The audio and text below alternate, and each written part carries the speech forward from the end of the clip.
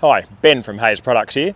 Today we're going to have a walk around and have a look at a heavy duty range of slashers. The model we've assembled here today is the 5 foot, but they're the same specification all except for the cutting width on the 4'6", 5 foot and 6 foot. They all feature an 80 horsepower gearbox, strong cutter bar underneath, we'll get to that shortly, and weighing in at 420 kilos for the 4'6", right up to 530 kilos for the 6 foot. So they're a true heavy duty unit. So if you're comparing to others on the market, just check those weights. That's often going to tell you how much steel is in there, how much strengthening's under there as well. You'll see the deck, it's a clear top.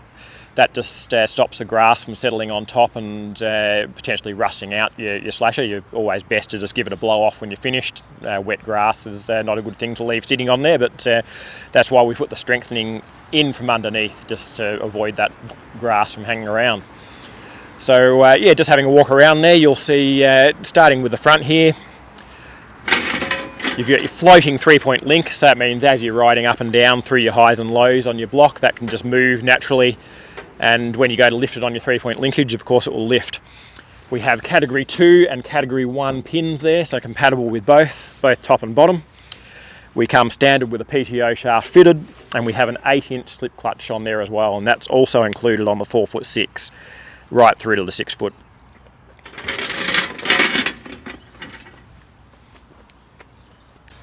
Fully OH&S compliant. You'll see we've got the safety chains on the front and rear. Also our gearbox PTO shaft guard, fully enclosed from the rear, just access at the front for your PTO shaft. Just coming around to the rear here, you'll see our chains, they're all looped, all compliant as they should be, with your bow shackles for your chains. And that's a lifting chain as well, so that's the lifting chains are welded versus just a pressed together chain. Adjustable skid heights, for a low cut or up high for topping. In a moment we'll get it up in the air and have a look underneath. Common question is, why would I look at a slasher compared to a flail mower? Number one is price. 2/3 the price for the equivalent flail mower in the range. So if you're comparing apples for apples in a heavy duty range, you're about 2/3 the price in a slasher. The cut, not quite as good quality as a flail mower. The flail mowers are excellent with the blade shaft, with the hammer blade spinning under there compared to your traditional cutter bar, a bit more like your rotary mower. They still do a very good job, the slashers, but you'll still get a windrow of grass out to one side that you don't get on a flail mower. Advantage to this though, they really are a foolproof system, very simple. PTO shaft running into your gearbox down to a cutter bar, as simple as that.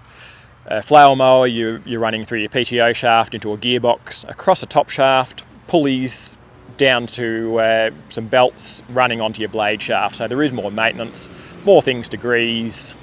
Still a very reliable unit either way, but they do take maintenance. So if you're the sort of buyer that would prefer just to stick it in the corner of the shed, grab it out when you want to use it, no maintenance, or very little maintenance, just a bit of greasing on your PTO shaft and keeping your bolts tight, that's about it. So very simple unit. So we also quite often recommend them if it's going to a club or maybe a caravan park, somewhere where there's going to be multiple operators using the machine. If they don't operate a slasher right, you still can't go wrong. Maybe the performance will drop a little bit if they're not running at their full 540 PTO speed. But a flail mower, if you let the revs drop down, you're more likely to put load onto your belts and other things. So you really need an operator that's doing the right thing when running a flail mower. You'll get away with anything with a slasher. All right, we'll get into it and lift it up and show you underneath and show you the quality of the cutter bar and the strengthening underneath. In the workshop now, getting ready to lift it up and show you underneath. Before we get there though, we'll just go over some of the points we looked at outside. We mentioned the 8-inch slip clutch. Let's get you a better view of that. So top quality clutch there, as we mentioned, that's going to give you some extra protection just in case you do have a serious impact with your cutter bar. Just looking at your 3-point linkage frame as well. So we're using 70 by 70 by 5mm RHS on the main frame here. You can see the extra gusseting up in all the parts that count. Again, after 16, nearly 17 years of development on these, we know where they fail and where we need to add the extra strengthening. A lot of manufacturers out there are still using this type of 3-point linkage mount.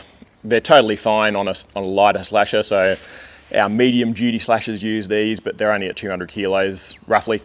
But when you're stepping up to 420 right through to 530 kilos, you definitely need heavier than this. That's the standard type of pin. If you do have an impact, just with the length of your slasher sitting out the back of the tractor, whether you clip a post or a stump or a root or whatever it may be in the ground, these pins will just twist this frame if you're on a heavy duty 400 kilo plus slasher. So that's why we step it up to this type. The clevis here, that's what we call a clevis type pickup on your lower linkage. Just a lot stronger than the single pin, saves all that twist. Also having a look at our skids. A lot of people have tried copying our skids, but they're not the same. Ours are 70mm wide, 5mm thick. A lot of them are only 50 and quite often only 3 or 4mm on the steel. So yeah, good quality skid. They last a lot longer than the opposition. Got it up in the air now so we can have a look at the strengthening underneath, and we'll look at a cutter bar shortly. So all this strengthening here is 50 by 38mm C-channel. We've got that running forward and back, side to side, bracing the whole thing up. Coming into where our skids bolt on, we have 10mm plate welded in both sides here. Another piece welded up against the 5mm sides. And you have the C-channel again, 50 by 38, running into all 4 corners just to give the rigidity over the whole slasher to save that twisting. Just having a look up here, the front and back plates where your chain guards bolt on, which is also where your main 3-point linkage bolts on. You've got 10mm plate front and back there. And coming through to the middle, tied in with your C-channel welded right around where your gearbox bolts up, we also have an additional 6mm plate to laminate between the 5mm deck, so giving you 11mm total.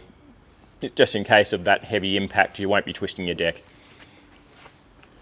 Coming back to the rear here, you'll see that we have 4 plates welded in. That's ready, pre-drilled holes for a wheel kit should you decide to add a wheel kit to your slasher. We'll just look at our cutter bar now. We've put a lot of effort and development into this over the years, but we'll show you what you might see out there on the market. Anything from this one, it's a light duty one that still appears on some heavy duty slashers, no strengthening at all through the cutter bar. Stepping up from there, you'll see some with just a centre ridge strengthening through there, still not enough lateral strength. Ours, you'll see we step up to a 12mm plate for the main bar.